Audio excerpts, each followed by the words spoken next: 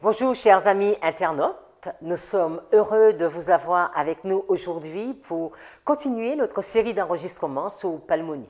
J'espère que jusqu'à ce jour, vous avez pris le temps et le plaisir d'écouter ces enregistrements et de faire vos études personnelles ensuite. Aujourd'hui, nous allons nous arrêter sur l'étude des rois. Les rois dans la Bible, afin de comprendre qu'est-ce que Dieu veut nous dire à travers ces hommes particuliers. Mais avant tout, prenons la position de la prière. Seigneur, nous voulons te remercier, te louer, t'exalter pour ce Dieu bon, ce Dieu grand que tu es. Merci pour la vie, merci pour le soleil, merci pour la pluie, merci pour tout ce que tu nous envoies. Et merci pour la pluie de l'arrière-saison que tu permets à ton peuple de recevoir en cet instant. Alors que nous allons nous mettre à tes pieds afin de recevoir ton enseignement, d'étudier, d'être toi-même nous instruire pleinement dans ta parole et afin que nous puissions comprendre notre histoire à travers l'histoire du passé. Béni sois-tu et que ton nom soit glorifié, exalté. C'est en ton nom que nous avons prié, Jésus. Amen. Les enfants d'Israël, un peuple particulier pour un temps particulier. À un moment de leur histoire, ils vont demander des rois. Une liste de rois. Plus précisément, ils demandent un roi. Et pourquoi ce roi? Si nous allons dans 1 Samuel chapitre 8, le verset 4, tous les anciens d'Israël s'assemblèrent et vinrent auprès de Samuel à Rama. Ils lui dirent, « Voici, tu es vieux, et tes fils ne marchent point sur tes traces. Maintenant, établis sur nous un roi pour nous juger, comme il y en a chez toutes les nations. » Samuel vit avec déplaisir qu'il disait « Donne-nous un roi pour nous juger. » Et Samuel prie à l'Éternel. L'Éternel dit à Samuel « Écoute la voix du peuple, de tout ce qu'il te dira. Car ce n'est pas toi qu'il rejette, c'est moi qu'il rejette, afin que je ne règne plus sur eux. Ils agissent à ton égard comme ils ont toujours agi depuis que je les ai fait monter d'Égypte jusqu'à ce jour. Ils m'ont abandonné pour servir d'autres dieux. Écoute donc leur voix, mais donne-leur des avertissements et fais-leur connaître le droit du roi qui régnera sur eux. Ils avaient demandé un roi et Dieu va valider cette demande, mais va demander à Samuel de leur dire le droit du roi. Lisons à partir du verset 11. Il dit, « Voici quel sera le droit du roi qui régnera sur vous. Il prendra vos fils et les mettra sur des chars et parmi ses cavaliers, afin qu'ils courent devant son char. Il s'en fera des chefs de famille et des chefs de 50, et les employera à labourer ses terres, à récolter ses moissons, à fabriquer ses armes de guerre et l'attirail de ses chars. Il prendra vos filles pour en faire des parfumeuses, des cuisinières et des boulangères. Il prendra la meilleure partie de vos champs, de vos vignes et de vos oliviers, et la donnera à ses serviteurs. » Oh, il continuera, hein? « Il prendra la dîme du produit de vos semences et de vos vignes, et la donnera à ses serviteurs. Il prendra vos serviteurs et vos servantes, vos meilleurs bœufs, vos ânes, et s'en servira pour ses travaux.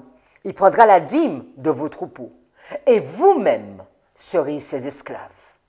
Alors vous crierez contre votre roi, que vous serez choisi, que vous serez choisi, mais l'Éternel ne vous exaucera point. »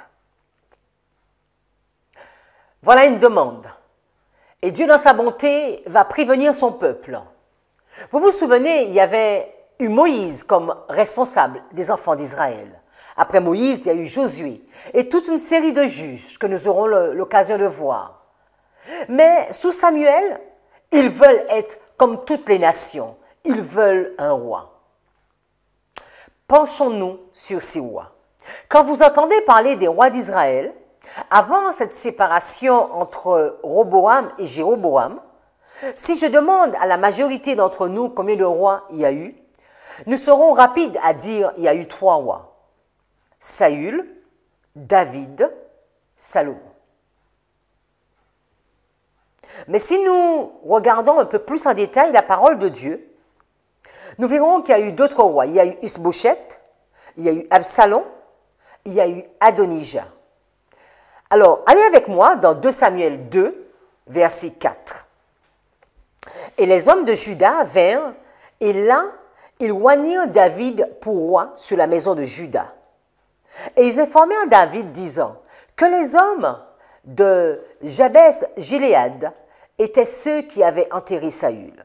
Et David envoya des messagers aux hommes de Jabès-Gilead et leur fit dire, « Bénis soyez-vous du Seigneur, de ce que vous avez fait preuve de cette bonté envers votre Seigneur, à savoir Saül, et que vous l'avez enterré. Et maintenant, que le Seigneur montre bonté et vérité envers vous. Et moi aussi, je vous rendrai cette bonté, parce que vous avez fait cela. C'est pourquoi, maintenant, que vos mains soient fortifiées, et soyez des hommes vaillants, car votre maître Saül est mort, et la maison de Juda m'a oint pour être roi sur elle. » Et si nous continuons le verset 8 du même chapitre, il est dit, « Mais Abner, le fils de Ner, capitaine de l'armée de Saül, prit Isboshet, le fils de Saül, et le fit passer à Mahanaïm. Et il établit roi sur Gilead, sur les Ashurites et les Jezreel, et sur Éphraïm, et sur Benjamin, et sur tout Israël. Isboshet, le fils de Saül, était âgé de 40 ans, quand il commença à régner sur Israël, et il régna 2 ans. Seule la maison de Juda suivit David. Et le temps pendant lequel David fut roi à Hébron, sous la maison de Juda, fut de 7 ans et 6 mois. Nous nous rendons compte qu'il y a eu Saül comme roi, nous le savons tous. Et maintenant, on nous annonce qu'il y a eu Isboshet et il y a eu David.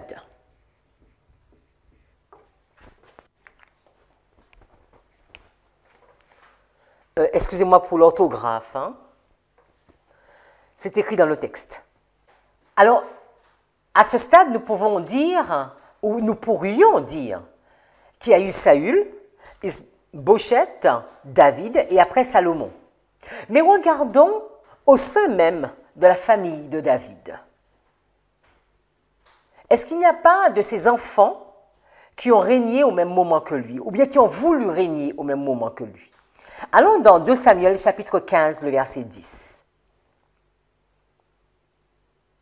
Absalom envoya des espions dans toutes les tribus d'Israël pour dire, « Quand vous entendrez le son de la trompette, vous direz, Absalom règne à Hébron. » 200 hommes de Jérusalem, qui avaient été invités, accompagnèrent Absalom, et ils le firent en toute simplicité, sans rien savoir.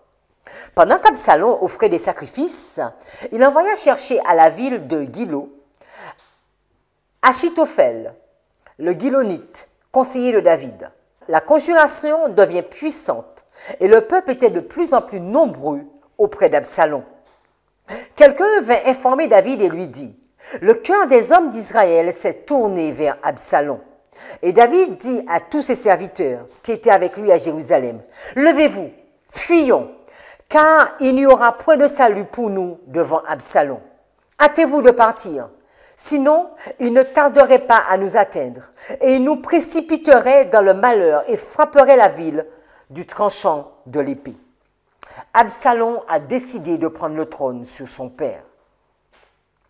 Continuons. Les serviteurs du roi lui dirent, « Tes serviteurs feront tout ce que voudront, mon seigneur le roi. » Le roi sortit, et toute sa maison le suivait, et il laissa 10 concubines pour garder la maison. Le roi sortit, et tout le peuple le suivait, et ils s'arrêtèrent à la dernière maison. Tous ses serviteurs, tous les Kérétiens et tous les Pélétiens passèrent à ses côtés, et tous les Gatiens, au nombre de 600 hommes venus de Gath à sa suite, passèrent devant le roi.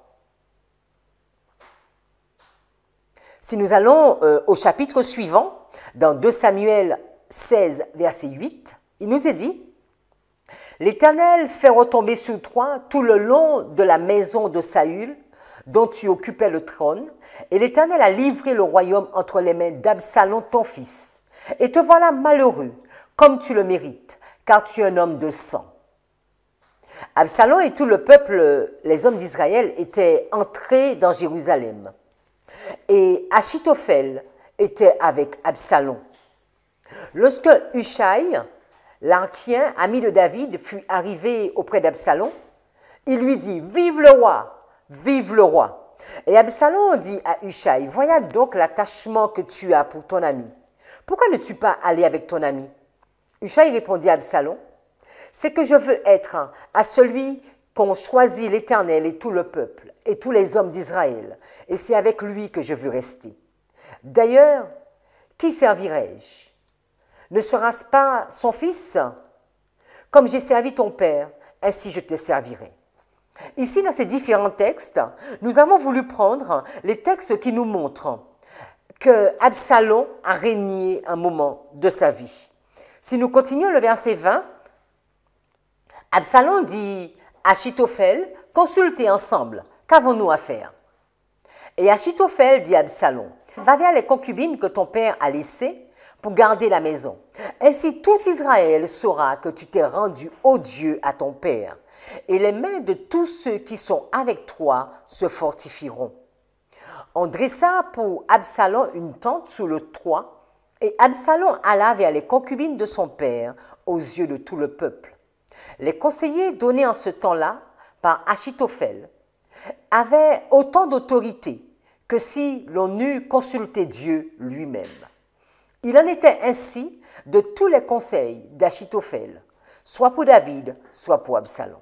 Et si nous allons au chapitre 19, le verset 10, il nous est dit « Or Absalom, que nous avions oint pour qu'il régnât sur nous, est mort. » Donc, Absalom a été roi. Donc, on va noter Absalom.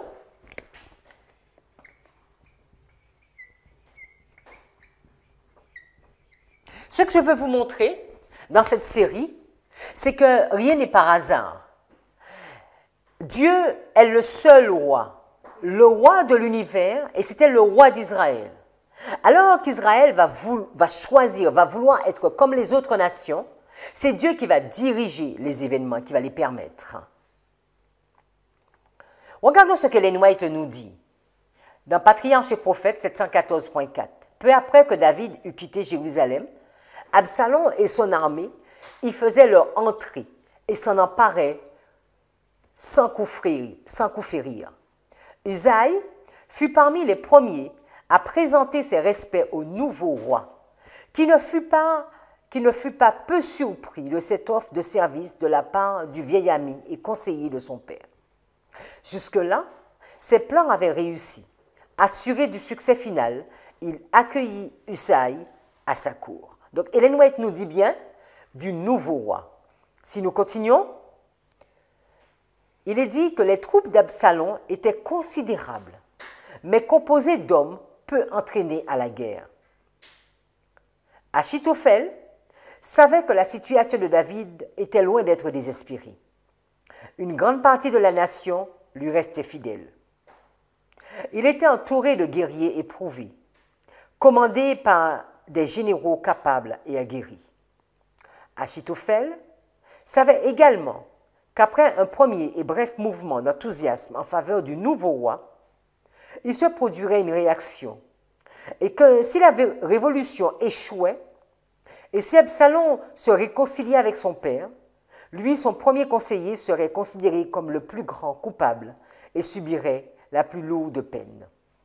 Dans ce texte, Ellen White nous présente ce nouveau roi. Ce que nous voulons noter, c'est juste le règne d'Absalom. Continuons. Est-ce qu'il y a un autre enfant de David qui aurait également régné? Si nous regardons quelques années plus tard, l'histoire d'Adonijah. Si nous allons dans 1 Roi, chapitre 1er au verset 5, il nous est dit « Alors Adonijah, le fils de Haggith, s'éleva, disant « Je serai roi. » Et il se procura des chariots et des cavaliers et 50 hommes pour courir devant lui. Vous savez que Adonijah, c'était le fils de David. Le verset 6 nous dit « Et son père ne l'avait jamais contrarié en disant « Pourquoi as-tu ainsi fait ?» Et il était aussi un fort bel homme, et sa mère l'avait enfanté après Absalom. Et il s'entendit avec Joab, le fils de Zéroua, et avec Abiatar le prêtre. Et suivirent Adonijah et l'aidèrent. Mais Zadok, le prêtre, et Benaïa, le fils de Jéhoada, et Nathan, le prophète, et Shimei, et Réi, et les puissants hommes qui appartenaient à David, n'étaient pas avec Adonijah. Parce que vous vous souvenez de cette histoire entre Absalom et David. Absalom va mourir, et David va reprendre son trône. Et David va continuer à régner. David n'est pas compté pour plusieurs rois en Israël, c'est toujours le même roi. Il va commencer à régner, il règne avec Ishbosheth, après il va régner tout seul, il va prendre la fuite, Absalom va régner, il va reprendre son trône, mais c'est toujours David le roi, et il continue à régner, il n'a pas fini ses 40 ans. Et voilà, il y aura cette histoire avec Adonijah, son fils. Nous sommes au verset 9. Et Adonijah tua brebis et bœufs et bêtes grasses près de la pierre de Zoélet, qui est près d'Enrogel. Et il convia tous ses frères, les fils du roi et tous les hommes de Juda, serviteurs du roi. Continuons le texte, verset 10. Mais il ne convia pas Nathan le prophète, ni Bénia, ni les puissants hommes, ni Salomon son frère. C'est pourquoi Nathan parla à Bathsheba, la mère de Salomon, disant « N'as-tu pas entendu qu'Adonijah, le fils de Haggith, règne, et David, notre Seigneur, ne le sait pas ?» Donc voilà encore un autre qui régnait. Maintenant donc, viens que je te donne, je te prie un conseil, afin que tu sauves ta vie et la vie de ton fils Salomon. Va et rentre chez le roi David et dis-lui « Ô roi, mon Seigneur, n'avais-tu pas juré à ta servante en disant « Certainement ton fils Salomon régnera après moi, et il s'assiera sur mon trône? Pourquoi donc Adonijah règne-t-il? Voici, pendant que tu continueras de parler avec le roi, j'entrerai moi-même après toi, et je confirmerai tes paroles. » Et maintenant, donc si nous allons au verset 18, et maintenant voici Adonijah règne. Donc vous voyez, plusieurs fois dans la Bible, vous allez trouver cette notion, Adonijah règne. Et maintenant, mon Seigneur le roi, tu ne le sais pas. Il a tué bœufs et bêtes grasses et brebis en abondance, et il a invité tous les fils du roi, et Abiatar le prêtre et Joab le capitaine de l'armée, mais Salomon ton serviteur, il ne l'a pas invité. Et toi, mon Seigneur, ô roi, les yeux de tout Israël sont sur toi, afin que tu leur déclares qui doit s'asseoir sur le trône de mon Seigneur le roi après lui. Car il est descendu aujourd'hui et a tué les bœufs, bêtes grasses et brebis en abondance. Il a invité tous les fils du roi et les capitaines de l'armée et Abiatar le prêtre. Et voici, ils mangent et boivent devant lui. Et on dit, Dieu sauve le roi Adonijah. Nous sommes à un moment de l'histoire de David où David est sur le déclin. David va bientôt mourir, mais David avait fait cette promesse à Bathsheba que son fils Salomon allait régner. Et on apprend maintenant que Adonijah a pris le pouvoir et que Adonijah règne. Et Nathan, aussi bien que Bathsheba, vont venir vers David pour lui dire « Tu dois agir, tu dois intervenir parce que tu es encore vivant et le peuple et les yeux de tout Israël est fixé sur toi. Les yeux de tout Israël sont fixés sur toi. » Ellen White va nous dire « Celui de ses fils qui aspire maintenant au trône est Adonijah, homme d'une grande beauté, mais insouciant et sans principe. À peine avait-il reçu dans son jeune âge quelques notions de discipline. Son père ne lui avait jamais fait un reproche en lui disant « Pourquoi agis-tu ainsi ?» Comme successeur de David, Dieu avait désigné Salomon, plus qualifié pour occuper le trône que son frère plus âgé. Malgré que ce choix fut connu de tous, cela n'empêcha pas Adonijah de trouver des adhérents. Joab, qui malgré ses crimes, était resté fidèle à la couronne, ainsi qu'Abiatar, le grand prêtre, se joignirent cette fois à la conspiration. Nous savons que Adonijah ne va pas régner. Peut-être qu'il a régné un jour, je ne sais, mais en tout cas, ce sera Salomon qui va devenir ce roi. Mais nous voulons noter le nom d'Adonijah dans la liste.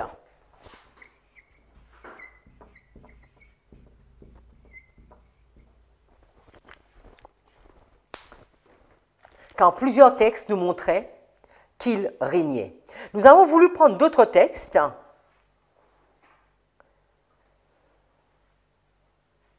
notamment un texte d'Alfred Edershen qui nous dit « C'est ce qui explique l'origine du nom Siloam, envoyé, un conduit, ou Siloa, comme l'appelle Joseph.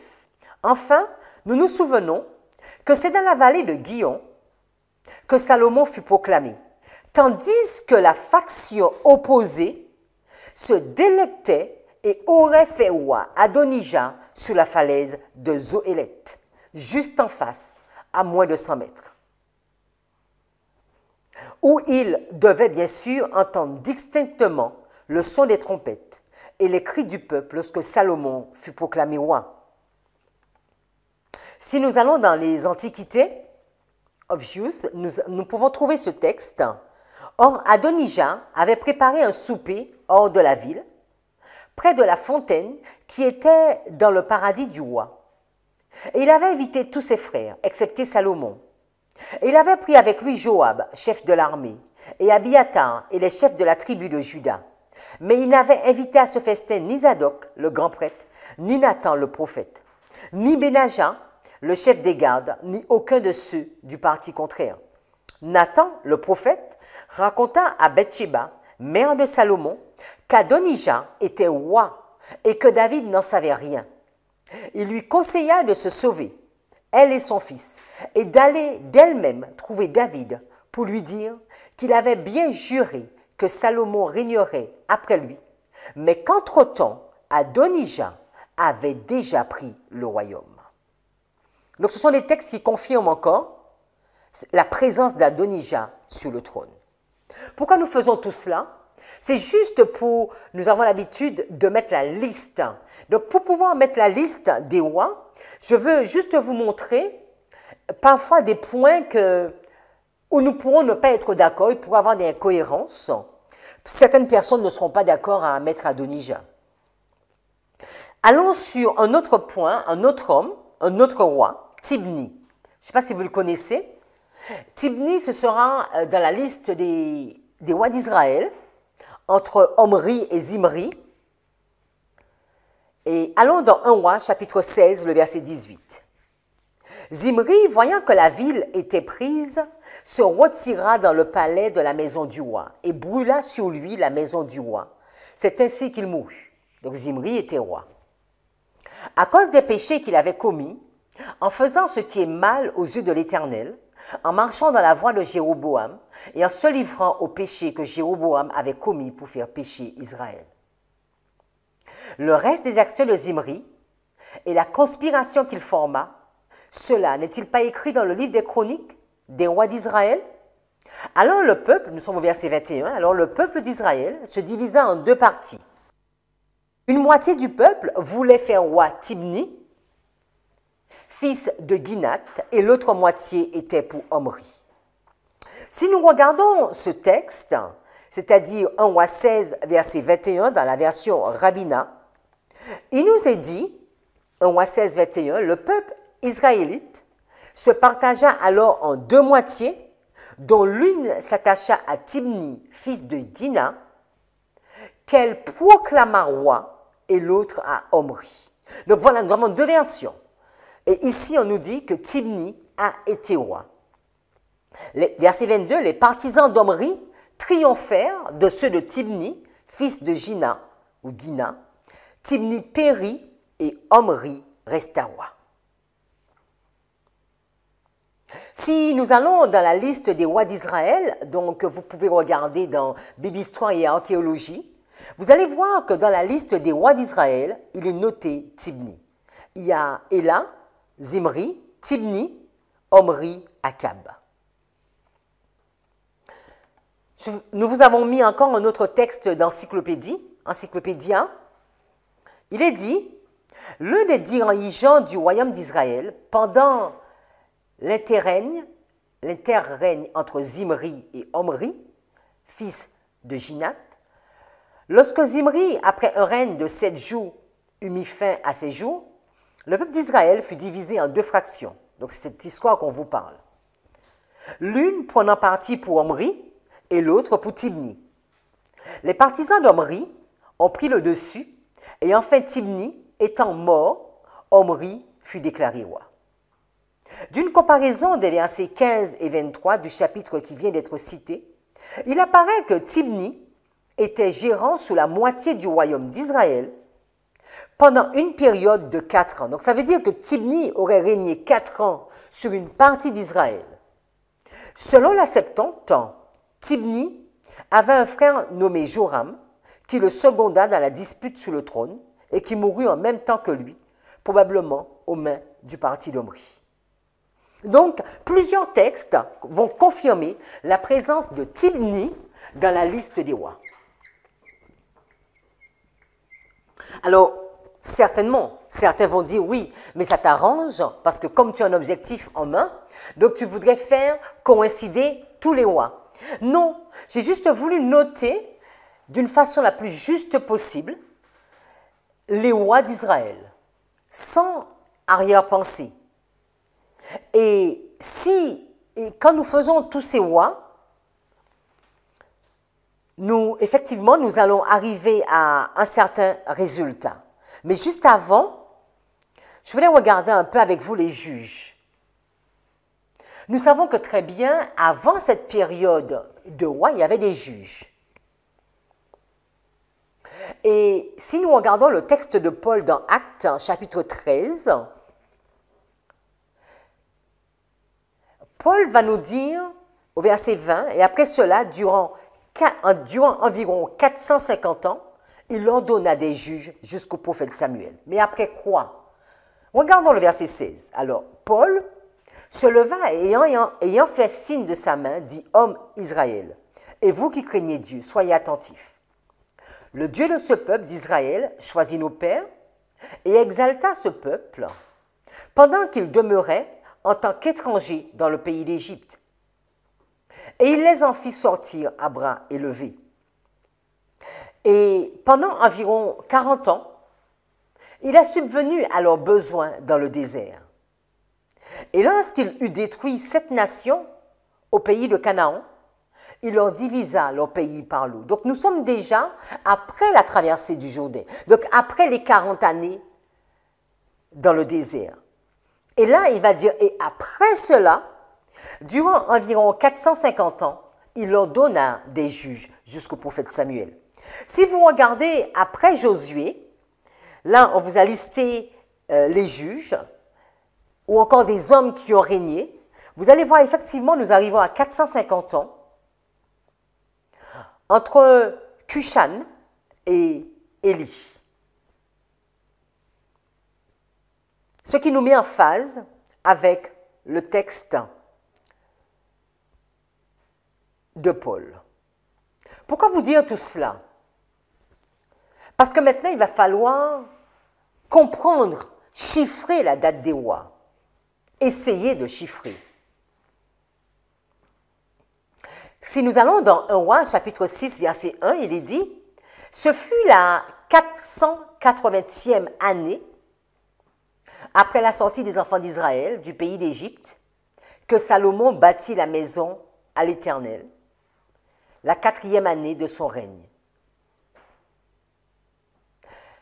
Nous venons de voir que pour les juges, il y a eu 450 ans après Josué. Donc, nous comprenons que les 480 ans dont il est question ici, ce n'est pas après la sortie des enfants, ce n'est pas après la sortie d'Égypte, mais c'est quand ils sont rentrés au pays de Canaan. À raison de difficultés supposées pour concilier les incohérences qui ne sont qu'apparentes, il est difficile de comprendre la période des rois. Le désordre qui a été fait de la chronologie biblique au cours des 100 dernières années, et peut-être même plus, est bien réel.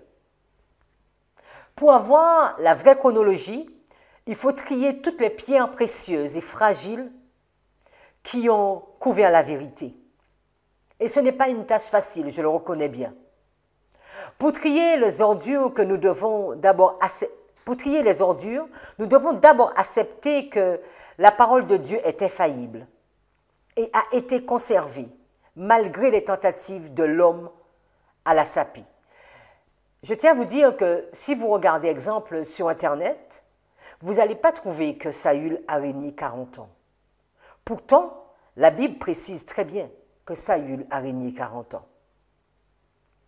Donc, nous devons être prêts à mettre de côté des idées préconçues et nous devons être prêts également, vraiment prêts à suivre partout où la vérité nous mène.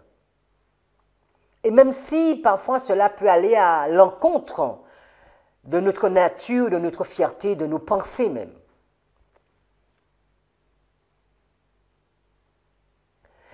Il est important également de noter que quand nous allons regarder les rois,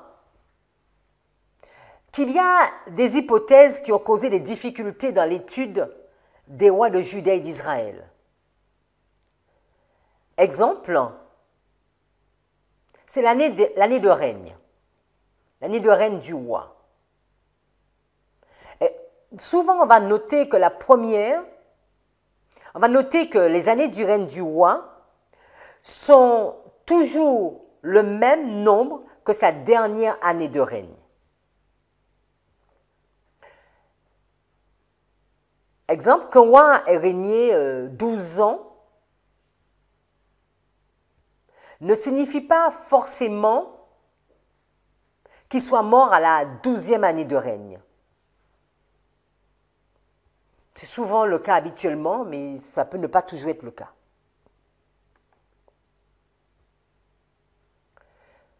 Donc, dans cette série, ce que je propose, c'est que quand on va parler du roi, comme ce fut le cas de Joseph, on va parler des yème années, la 4e année, la 5e année. Ce sera le cas quand nous parlerons de Roboam. Mais il y a certaines histoires, quand ce ne sera pas rattaché à une personne, nous parlerons d'années pleines. Il y a encore un autre problème qu'on peut rencontrer avec les rois, c'est que les rois de Juda, ils ont commencé leur règne au printemps. Et les rois d'Israël ont commencé leur règne à l'automne. Et bon, souvent, beaucoup de personnes pensent l'inverse, hein, mais on ne va pas se battre sur ce sujet. Et de plus, nous avons constaté que les règnes des rois de Juda, parfois, ça peut changer pour automne à automne. Quelque temps après la chute de Samarie. Donc, quand vous allez, on va vous proposer plusieurs tableaux pour les rois. Et parfois, vous-même aussi, vous pourrez, dans votre étude, trouver un autre tableau. Mais ce qui est beau avec Dieu, et je trouve ça formidable, c'est que les points sur lesquels nous voulons insister, nous allons voir que c'est complètement cohérent. Avec toutes les informations que nous avons apportées, sous ce tableau, vous allez voir que nous allons commencer Roboam et Jéroboam à moins 977. Nous sommes conscients que ce ne sont pas les dates qui sont reconnues sur le net. Mais nous vous avons expliqué le pourquoi. De plus, si vous allez, et je pense que la majorité des personnes sont d'accord avec la sortie d'Égypte pour moins 1533. Moins 1533, ils vont quitter l'Égypte. Si vous allez 40 ans plus tard, vous êtes à moins 1493.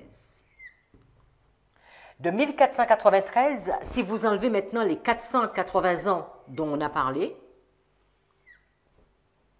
donc 0, 2, 3, c'est 3, 8, 2, 9, il y a 1, vous serez à 1013. Donc nous sommes à l'année moins 1013, quand Salomon est à la 4e année de son règne et commence la construction du temple. Donc si nous ajoutons 4 ans, nous comprenons que Salomon a commencé à régner en moins 1017. De ces 1017, si nous enlevons 40 ans, donc nous sommes à moins 977 pour le règne de Roboam et de Jéroboam.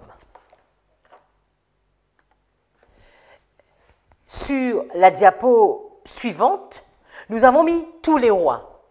Donc nous avons intégré Isbosheth, Adonijah, Absalom, Tibni. Alors, si nous mettons le début du règne de Salomon en moins 1017, comme nous l'avons vu au tableau, en remontant 40 ans avant, nous sommes en moins 1057, et encore 40 ans avant, nous sommes en moins 1097. Donc, nous comprenons que Saül a commencé son règne en moins 1097, c'est ce que le tableau vous montre. Après, David et Isbosheth en moins 1057, tous les deux. David va continuer à régner tout seul, donc j'ai mis en moins 1050, mais ça peut se discuter. Nous aurons le règne d'Absalom un moment, le règne d'Adonijah.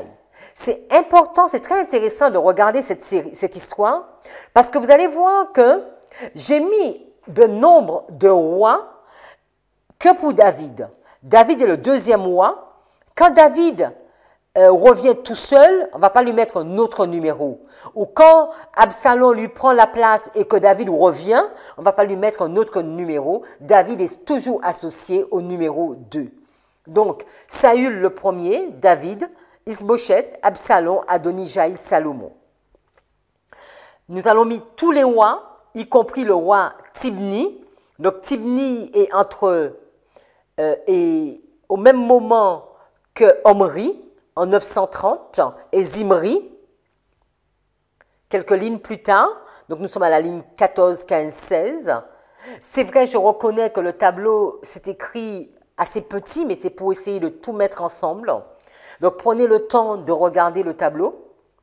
Et si nous regardons ceci, les amis, nous allons nous rendre compte qu'il y a eu 46 rois pour le peuple d'Israël.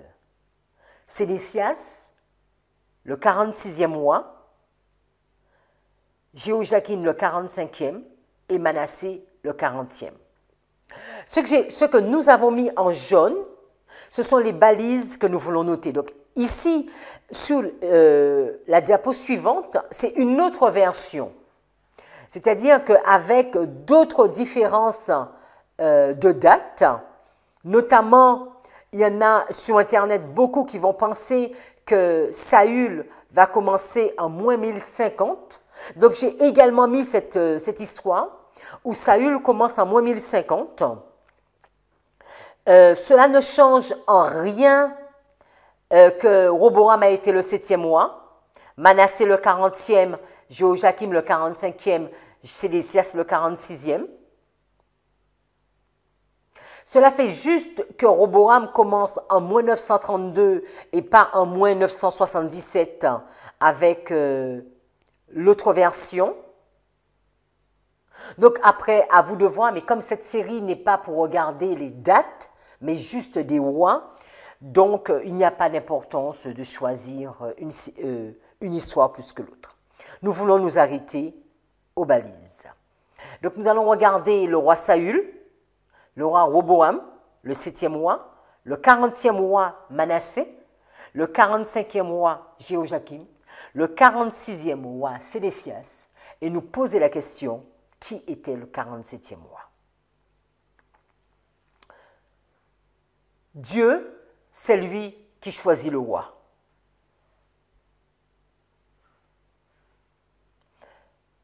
Saül, c'est Dieu qui l'a choisi.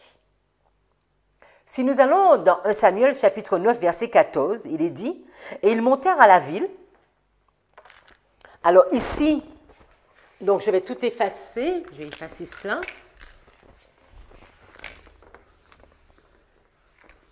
Et je vais noter ici, donc on a dit que c'est Saül.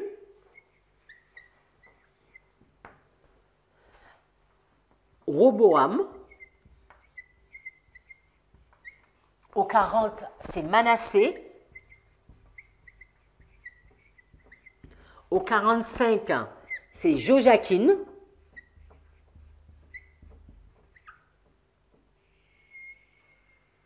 Au 46, c'est Sédécias. Et au 47, nous allons voir qui placer.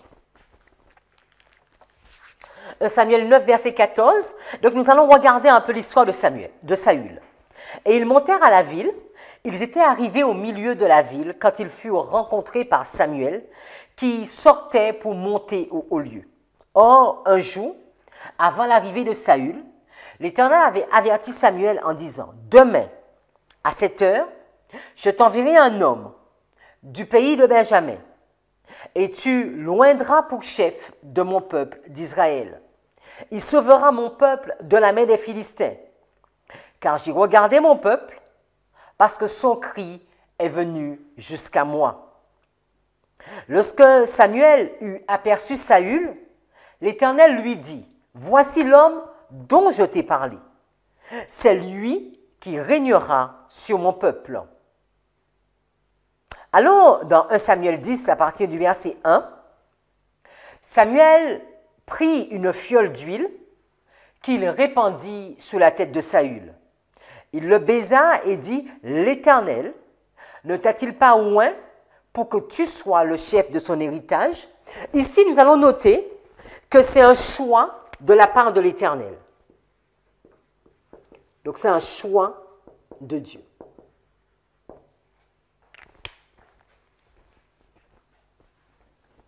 Aujourd'hui, après m'avoir quitté, tu trouveras 2 hommes près du sépulcre de Rachel, sous la frontière de Benjamin, à Tseltsash.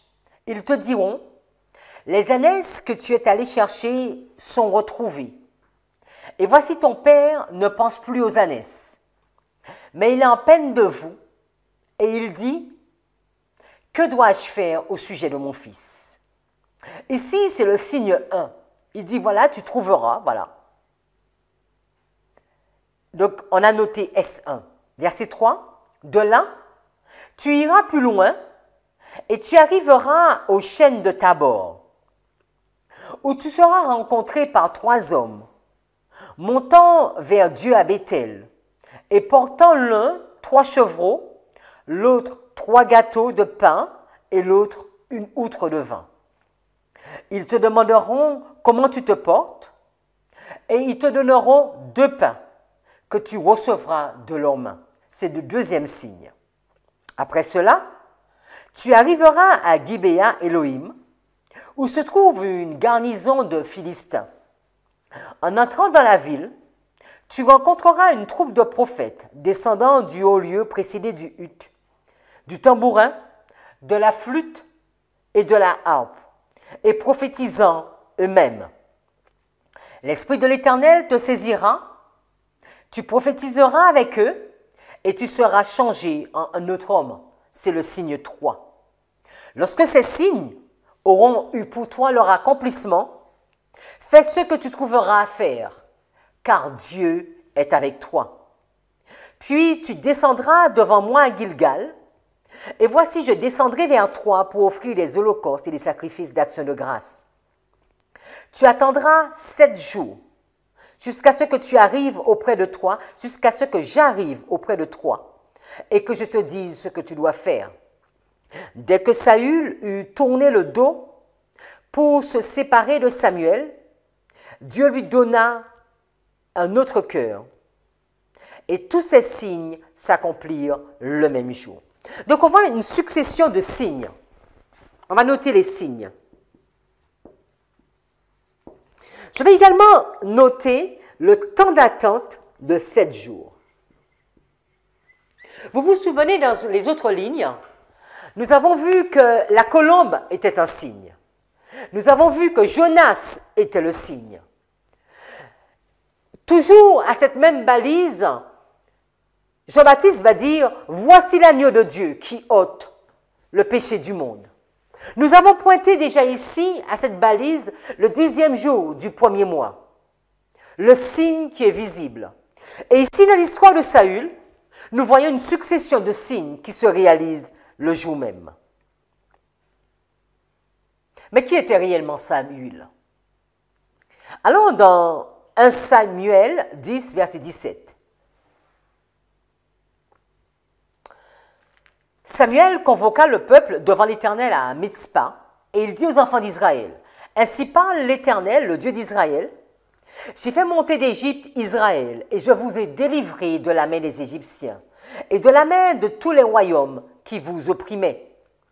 Et aujourd'hui, vous rejetez votre Dieu, qui vous a délivré de tous vos maux et de toutes vos souffrances. Et vous lui dites, établis un roi sur nous.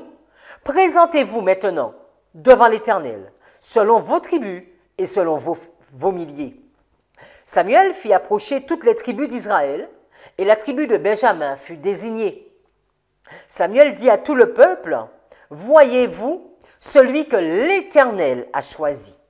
Il n'y a personne dans tout le pays qui soit semblable à lui. Et tout le peuple poussa les cris de « Vive le roi !» Samuel fit alors connaître au peuple le droit de la royauté, ce que nous avons vu au début. Et il l'écrivit sur un livre qu'il déposa devant l'Éternel. Nous voyons comme une alliance que nous avons déjà vue dans les autres histoires. Nous avons vu l'alliance avec Jacob et Laban. Nous avons également vu cette alliance entre le peuple d'Israël et Dieu dans la série de Moïse. Nous avons vu cette alliance à plusieurs reprises déjà dans l'histoire de Jésus, dans l'histoire de Jonas. Cette alliance qui est faite et que nous trouvons encore dans l'histoire des rois. Ellen White de nous dire, l'Esprit de l'Éternel s'était efforcé d'éclairer l'intelligence et de toucher le cœur du premier roi d'Israël. Parce que certains pourront penser et faire une liste en cherchant les rois et vont trouver même qu'il y a eu d'autres rois avant. Mais Ellen White va bien préciser que Saül a été le premier roi d'Israël. Samuel l'avait fidèlement et franchement averti. Mais il n'en avait pas profité. Au contraire, il y a là un triste exemple de la force des mauvaises habitudes contractées dans le jeune âge. Dans sa jeunesse, Saül n'avait pas aimé Dieu, ni craint de lui déplaire. Aussi, son esprit impétueux, son non accoutumé à la soumission, était-il toujours prêt à se révolter contre la volonté divine. Ceux qui, dans leur jeune année, se sont fidèlement acquittés de leurs devoirs, sont prêts à assumer, à l'âge mûr, des fonctions plus élevées. Mais quand on a pris un faux pli pendant longtemps, il est bien difficile de se tourner brusquement d'un jour à l'autre dans une direction opposée. Dans ce tableau, il est listé plusieurs actions de Saül. Vous connaissez ce roi, nous connaissons ce roi. Alors que Dieu va choisir cet homme, Dieu était le roi d'Israël. Il va choisir un roi parce qu'ils ont voulu un roi. Nous allons voir que Dieu a été patient avec Saül, tout comme David a été patient avec Saül. Si vous regardez à 2 reprises, Saül ne va pas attendre. Si vous regardez dans 1 Samuel 13 ou 1 Samuel 15, Saül est censé attendre Samuel afin d'offrir le sacrifice. Et à 2 reprises, pas une seule reprise, Saül va prendre les devants. Pourtant, quand il a fallu le oindre roi, il a su attendre 7 jours. Cela nous montre parfois, quand nous sommes au début d'un ministère, ou au début de notre existence, quand nous ne sommes pas trop connus, nous savons être obéissants à Dieu. Et trop souvent, mes amis, trop souvent, nous pouvons prendre la grosse tête et commencer à entrer dans une désobéissance, effrontée à Dieu. Si vous regardez la liste des actions de Saül, Dieu a été patient, comme je vous disais, avec Saül, comme il l'est avec nous, comme il l'est avec moi. Et Dieu va, pendant le ministère de Saül, puisqu'il a choisi de désobéir, Dieu va choisir David. David se jeûne, mais David va toujours avoir une crainte pour loin de l'Éternel, un respect. Et à 2 reprises également, David pouvait tuer Saül. Vous vous souvenez de cette histoire avec le pan de son manteau? Et l'autre fois, c'est avec la lance et la cruche d'eau. Ou à 2 reprises, il s'est retrouvé face à face avec Saül qui dormait d'un profond sommeil, mais qui ne l'a pas touché. Cela nous montre beaucoup sur la personne que Dieu a choisie et comment nous pouvons nous comporter. Et dans cette liste, il va également nous parler de la fin de Saül. Dieu a choisi cet homme, mais ce roi, c'est vraiment un roi désobéissant. Et dès le début, cela va donner l'histoire de 90% ou 95% des rois d'Israël, qui ne vont cesser d'être infidèles et désobéissants à l'Éternel. Mais Dieu ne va pas supprimer. Il ne va pas tout arrêter au premier roi. Il aurait pu le faire pour Saül, mais il va continuer parce qu'il a un message à nous donner. À quel moment arrive la fin? Allons sur Roboam. Alors ici, on va noter désobéissance, on va noter rébellion et désobéissance.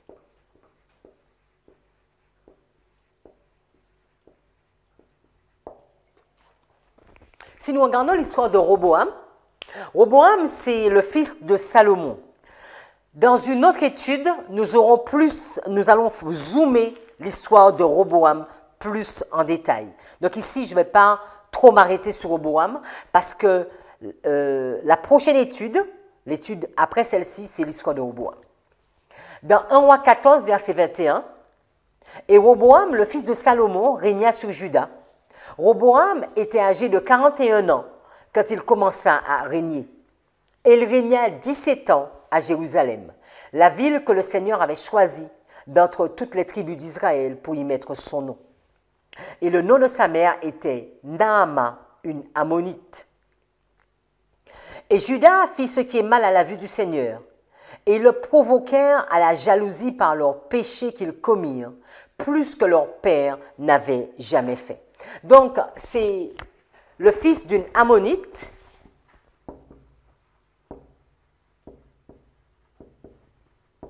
et on va mettre infidèle. Infidèle à Dieu. Mais je vais mettre aussi fidèle. Ça va dépendre à quel moment de son existence. Verset 23, car ils se bâtirent aussi des hauts lieux et des statues et des bosquets sur toute haute colline et sous tout arbre vert.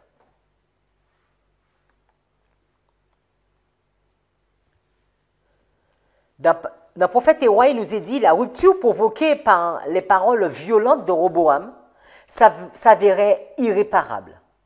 Donc ici, il va y avoir une scission, c'est sous Roboam qu'il va y avoir cette scission entre le sud et le nord, entre Juda et Éphraïm, ou bien Samarie, Israël. La rupture provoquée par les paroles violentes de Roboam s'avérait irréparable. Il s'ensuivit une scission. Les tribus de Juda et de Benjamin formèrent la partie méridionale du royaume de Juda sous la domination de Roboam, tandis que les 10 tribus du nord constituèrent un gouvernement à part connu sous le nom du royaume d'Israël, dont Jéroboam fut le roi. Ainsi s'accomplit la parole que l'Éternel avait dite par Akija. Cela fut dirigé par l'Éternel. Donc on voit vraiment la main de Dieu dans toute cette histoire. Dieu n'avait pas voulu de roi. Ils ont demandé un roi. Dieu va conduire. Dieu va les conduire et on va voir le fond des rois et comment ils vont emmener tout un peuple à l'apostasie. PP 66.2, patriarche et prophète, lorsque Roboam vit que les 10 tribus refusaient de lui obéir, il tenta l'impossible pour arranger les choses. Il chargea un homme influent du royaume, Adoram, qui était préposé sur les impôts, d'intervenir auprès des rebelles. Mais ces tentatives de réconciliation reçurent un accueil qui montrait bien les véritables sentiments des révoltés. Adoram fut lapidé par tout Israël et il mourut. Épouvanté par l'ampleur de la révolte, le roi Roboam se hâta de monter sur un char pour s'enfuir à Jérusalem. Là, il rassembla toute la maison de la tribu de Juda et de la tribu de Benjamin, 180 000 hommes d'élite propres à la guerre. Donc je vais noter ici 180 000 hommes. Souvent, dans les autres lignes, nous voyons à la balise de 7, c'est un homme qui est élevé, un homme particulier. C'est Moïse qui monte à la roche et qui rentre dans la nuée, qui rentre en présence de Dieu. C'est Jésus qui est ressuscité. C'est Jacob qui se lève et qui part. C'est également le sabbat, la manne, mais on n'a pas l'impression de voir toute cette beauté avec Roboam.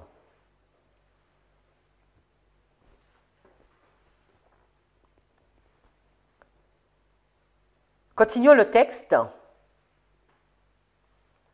Mais la parole de Dieu fut ainsi adressée à Shemaïja, homme de Dieu, par la Roboam, fils de Salomon, roi de Juda, et à toute la maison de Juda et de Benjamin, et au reste du peuple, et dis-leur, ainsi parle l'Éternel, ne montez point, et ne faites pas la guerre à vos frères, les enfants d'Israël, que chacun de vous retourne dans sa maison, car c'est de par moi que cette chose est arrivée, et ils obéirent à la parole de l'Éternel. C'est intéressant de noter qu'ils ne se sont pas rebellés et ils ont choisi d'obéir à la parole de l'Éternel.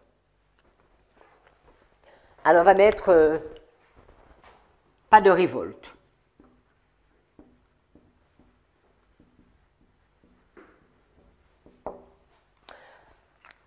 Donc, il y a eu plusieurs rois qui sont passés, mais nous allons nous arrêter à la balise 40.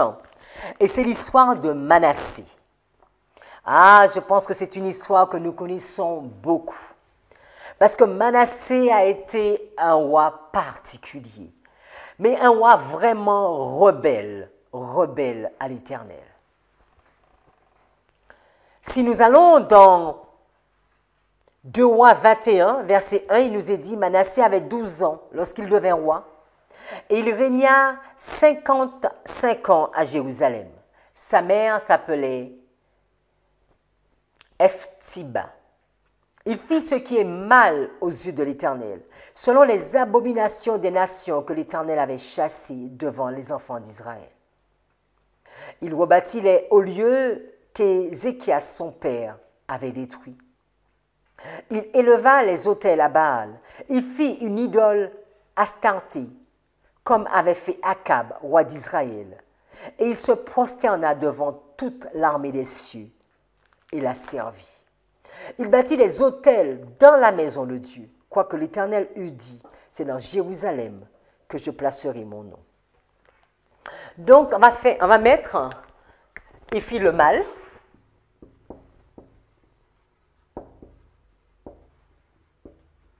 On va voir, il y avait des idoles dans le temple.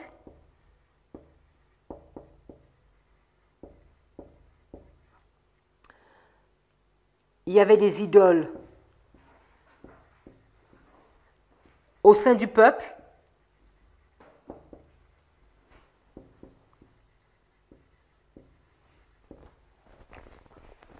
Et dans ce tableau,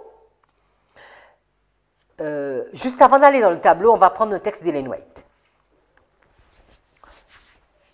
Dans Patriarches et prophètes 294.3, les prophètes ne cessaient d'adresser des messages d'avertissement et d'exhortation à Manassé d'abord, puis au peuple. Mais ces messagers étaient traités par le mépris. Et l'on ne tenait aucun compte, afin que l'on sache ce qui arriverait au peuple s'il ne se repentait pas. Dieu permit que le roi fût capturé par une bande de soldats assyriens qui le mirent dans les fers le lièrent avec des chaînes d'airain et le menèrent à Babylone. Donc on va voir que captivité, il va partir en captivité.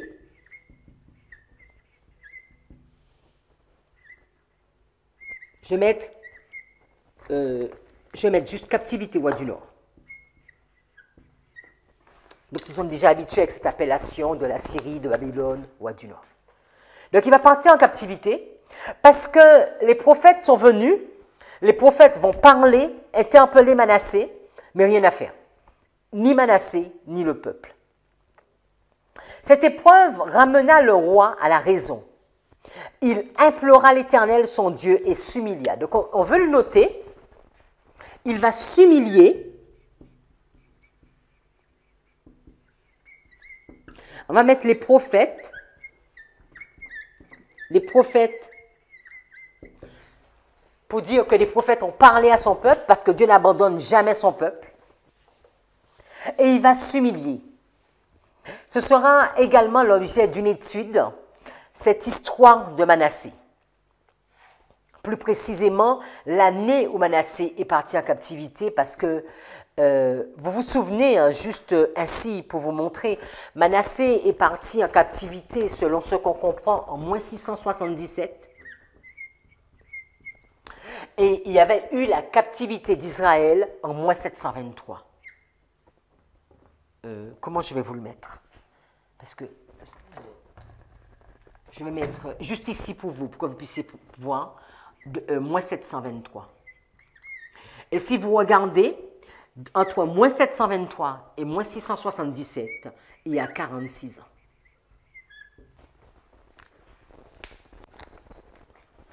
Donc ça va faire l'objet d'une autre ligne.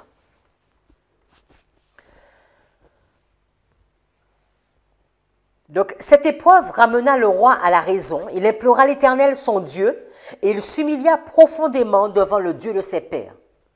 Il lui adressa ses prières, et l'Éternel, se laissant fléchir, exauça ses supplications, et le ramena à Jérusalem dans son royaume. Et Manassé reconnut que l'Éternel est Dieu. Mais ce repentir, bien que remarquable, parce que c'est vraiment noté dans l'histoire, se manifesta trop tard pour arracher le royaume à l'influence corruptrice de l'idolâtrie pratiquée depuis de si longues années. Un grand nombre était tombé pour ne plus jamais se relever. Et ici, vous allez voir toute une liste d'actions de Manassé. Alors, il va, comme on a dit, hein, il va élever des autels à Baal. On pourrait mettre tout ceci à la balise 40, mais vous voyez le tableau, il est un peu petit. Il fit une idole à Astarté. Il se prosterna devant toute l'armée des cieux. Il bâtit des autels dans la maison de l'Éternel. Il bâtit des autels sous toute l'armée des cieux. Il fit passer ses fils par le feu, même pas un seul, mais plusieurs de ses fils par le feu. Il se permettait d'observer les nuages, les serpents, pour tirer des pronostics. Il a même établi des gens qui évoquaient les esprits, qui prédisaient l'avenir. Il va mettre l'idole d'Astarté dans le temple. Manassé va faire pire que même les Amoréens. Manassé va répandre beaucoup de sang innocent. Manassé va faire pécher Juda. Manassé va placer l'image taillée de l'idolâtrie dans le temple. Dieu va envoyer des messages à Manassé, mais il va continuer dans le mal. Il va finir par partir en captivité en moins 677. Mais il va s'humilier. Et Dieu, c'est un Dieu qui entend.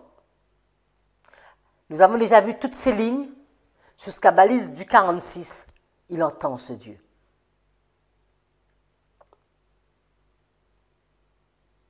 Je ne vais pas dire qu'au 47, il n'entend plus.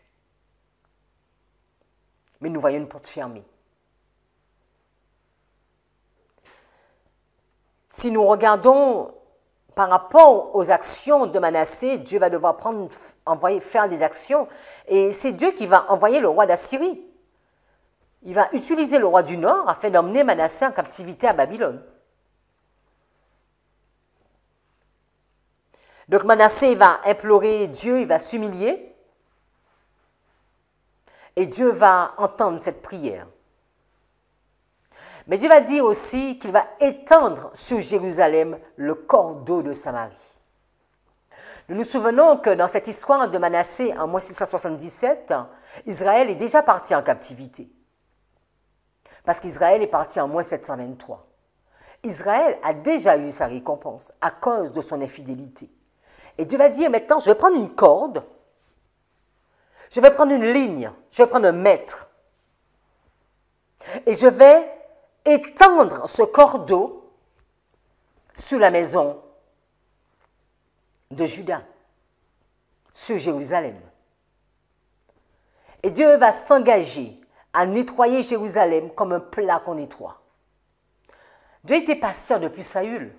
Nous sommes au 40e mois et il continue encore à être patient. Il a entendu les cris de Manassé, il continue, mais il dit à un moment, ça va se terminer. Et il s'engage à livrer Juda entre les mains de leurs ennemis. Mais ceci va arriver au temps précis. Allons sur Joachim, le 45e mois. Il n'y a pas beaucoup à dire sur Joachim, parce que Joachim ne va régner que 3 mois. Mais 3 mois, c'était déjà suffisant pour faire ce qui est mal aux yeux de Dieu. 2 Rois 24, verset 8, Joachim avait 18 ans lorsqu'il devint roi, et il régna 3 mois à Jérusalem. Sa mère s'appelait Néouch-Tchafa, fille d'Elnathan de Jérusalem. Il fit ce qui est mal aux yeux de Dieu, entièrement, comme avait fait son père. Évidemment, quand on voit cela, on va penser, le père de Joachim, c'était Joachim. Et c'est vrai que Joachim avait fait ce qui était mal aux yeux de Dieu. En ce temps-là, les serviteurs de Nebuchadnezzar, roi de Babylone, montèrent contre Jérusalem et la ville fut assiégée. Donc on va voir ici, il va faire le mal. Il va régner que 3 mois. La ville va être assiégée.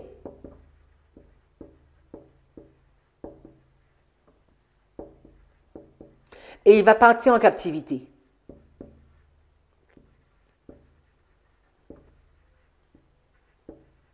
Non, je vais mettre juste, quand il n'y a pas beaucoup de place, je vais mettre juste captivité, roi du Nord.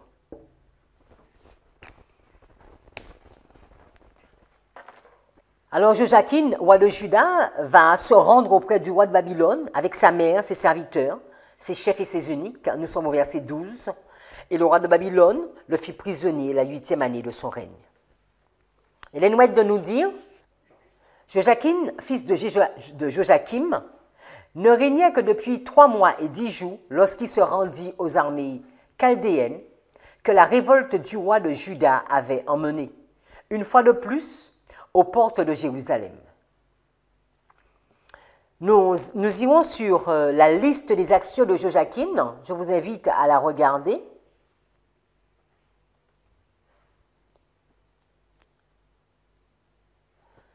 Et nous arrivons au 46e mois, Sédécias.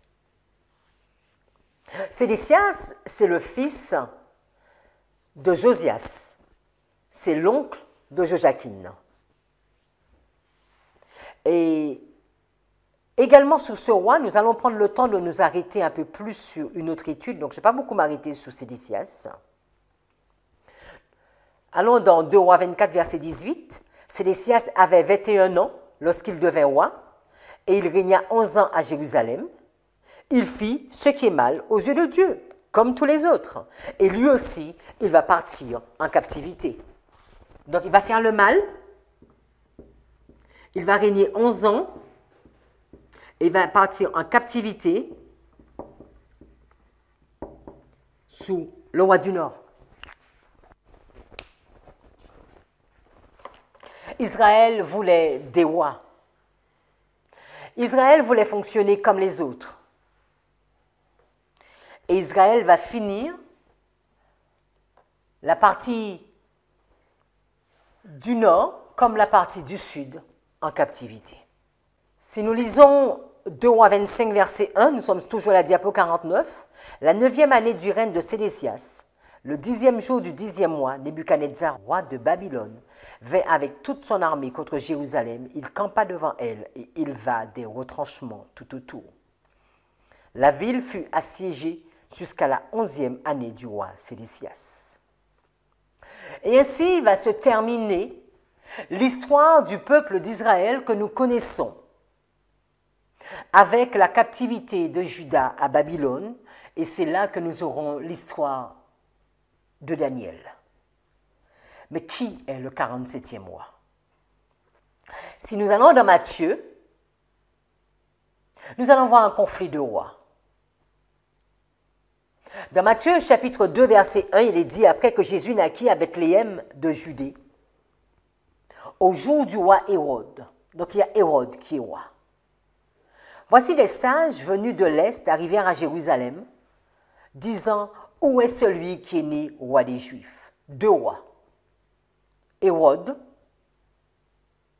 et en place, Jésus, roi, vient de naître. Qui est le roi? Si nous allons dans Matthieu 27, verset 11, nous voyons Jésus, des années plus tard, à sa mort, il va comparaître devant le gouverneur. Matthieu 27, verset 11, Jésus comparut devant le gouverneur. Le gouverneur l'interrogea en ces termes, « Es-tu le roi des Juifs ?» Jésus de répondre, « Tu le dis. » Au verset 29, il nous est dit, « Ils tressèrent une couronne d'épines qu'ils posèrent sur sa tête. Et ils lui mirent un roseau dans la main droite. Puis, s'agenouillant devant lui, ils le raillaient en disant, « Salut, roi des Juifs. » Au verset 37, pour indiquer le sujet de sa condamnation, on écrivit au-dessus de sa tête, « Celui-ci est Jésus, le roi des Juifs. » Qui est le roi des Juifs? Nous avons vu au début dans 1 Roi 12, verset 12, peut-être que nous ne l'avons pas lu, il est dit, lorsque vous avez vu que Nahash, le roi des enfants d'Ammon, venait contre vous, vous m'avez dit, non, mais un roi régnera sur nous, parce qu'ils ont demandé un roi, bien que le Seigneur, votre Dieu, était votre roi. Ils n'ont pas voulu que Dieu règne, ils ont voulu d'un roi, et ça les a emmenés en captivité. Et maintenant, Jésus arrive, mais il y a Hérode en place. Qui est le roi? Vous savez qu'il y a plusieurs Hérodes qui sont passés sur le trône. Et quand nous allons dans Jean 19, verset 21, les principaux sacrificateurs des Juifs dirent à Pilate, n'écrit pas roi des Juifs, mais écrit qu'il a dit, je suis roi des Juifs. Parce que les sacrificateurs ont un problème. Nous ne t'avons pas choisi comme roi. Ce n'est plus Dieu qui choisit, c'est l'homme qui choisit. Et Pilate de dire, ce que j'ai écrit, j'ai écrit. Qui est le roi des Juifs? Qui est le 47e mois? Si nous allons dans Jean chapitre 19, il est dit, Jésus répondit, « Tu ne pourrais avoir aucun pouvoir sur moi s'il ne t'était donné d'en haut. C'est pourquoi celui qui m'a livré à toi a fait le plus grand péché. » Dès lors, Pilate cherchait à le relâcher, mais les Juifs criaient, disant, « Si tu laisses cet homme partir, tu n'es pas ami de César.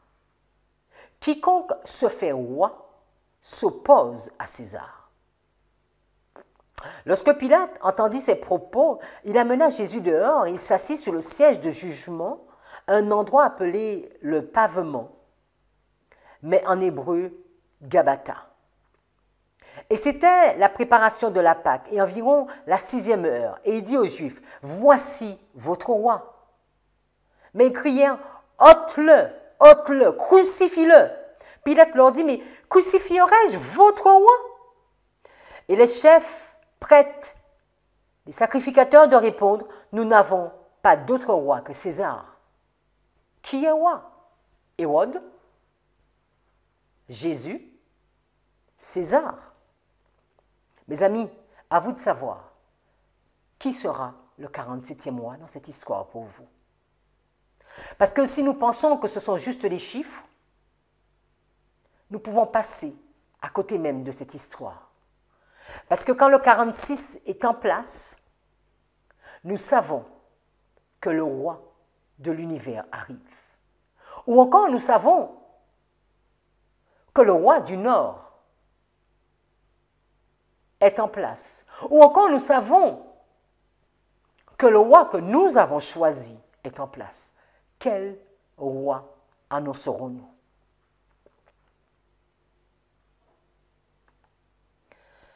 La foi qui fortifia Habacuc et tous les saints et les justes à cette époque de profonde détresse est celle qui soutient de nos jours le peuple de Dieu. Aux heures les plus sombres, dans les circonstances les plus décourageantes, le chrétien peut compter sur la source de toute lumière et de toute puissance. Par sa foi en Dieu, son espoir et son courage peuvent être renouvelés de jour en jour.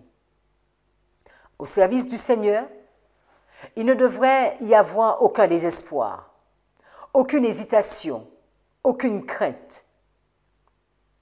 Le Seigneur fera au-delà de ce qu'espèrent ceux qui mettent leur confiance en lui. Il leur accordera la sagesse que nécessitent leurs diverses épreuves.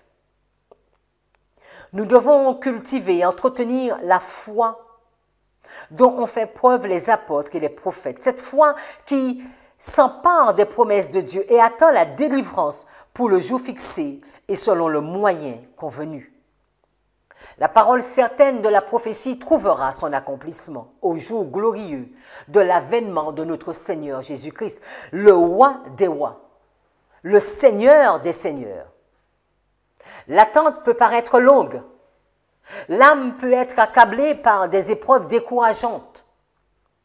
Les hommes en qui nous avons placé notre confiance peuvent tomber en chemin.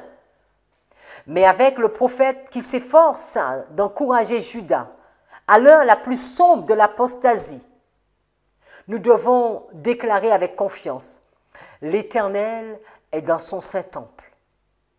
Que toute la terre fasse silence devant lui.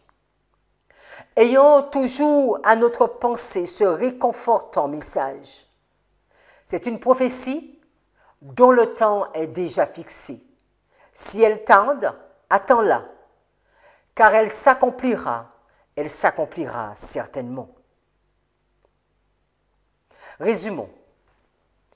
Si nous regardons la structure des rois, nous avons vu 46 rois se défiler, les uns plus mauvais que les autres. Certains ont été notés comme des rois d'exception. On peut noter David, on peut noter Ézéchias, Josias. Mais nous savons que la majorité des rois ont fait le mal. Et ils ont conduit tout un peuple à l'apostasie. Et tout ceci s'est terminé par un peuple qui est parti en captivité. Nous comprenons que l'histoire de Sédécias, le 46, c'est quand le roi du Nord rentre dans le pays glorieux et emmène tout un peuple en captivité. Nous savons que dans Daniel, chapitre 11, le verset 41, le roi du Nord également va rentrer dans le pays glorieux et plusieurs succomberont.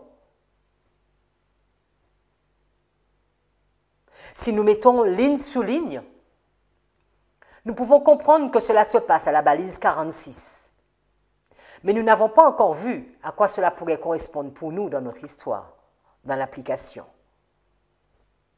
Sédécias, à la balise 46, le roi du Nord rentre dans le pays glorieux. Mais ce roi du Nord, nous pouvons voir, et cette étude que nous allons voir prochainement, il va rentrer sous Roboam, son armée. Mais le roi du Nord va également rentrer sous Manassé. Il va l'emmener en captivité. Il va également rentrer sous Joachim. Il va l'emmener en captivité. Il va également l'emmener sous Sédécias et l'emmener en captivité. Parfois, Dieu permet les choses et nous ne comprenons pas notre histoire. Dieu répète les événements et nous avons l'impression de ne rien voir. Mais avant d'emmener le peuple en captivité sous Sédécias, le peuple a connu la même histoire sous Joachim. Et ils ont vu leur roi Manassé vivre la même histoire. Pourtant, Dieu avait déjà dit que le cordeau d'Israël, il va également le mettre sur Juda. Mais le peuple au cou raide, roide, avait du mal à comprendre. Ce peuple qui voulait des rois a été soumis à d'autres rois. Et quand Jésus est arrivé dans cette histoire, son peuple a refusé de le prendre comme roi et a choisi César ou encore Hérode comme roi. Et nous, qui allons-nous choisir comme roi? Alors que l'histoire, notre histoire, se passe devant nous. Prions. Seigneur, merci d'être un Dieu aussi fidèle, aussi bon, aussi patient. Tu as un code, Seigneur. Et tu voulais que nous comprenions notre histoire. Que quand nous arrivons à la balise 46, nous devons déjà comprendre que c'est la fin. Mais nous voyons les événements se passer, nous disons comme les autres. On nous a toujours dit qu'il revenait. Et rien n'est changé.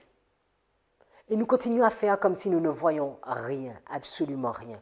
Nous ne savons pas quel jour tu reviendras. Mais toi-même, tu nous dis, hypocrite que vous êtes, vous savez comprendre le temps et vous ne comprenez pas les signes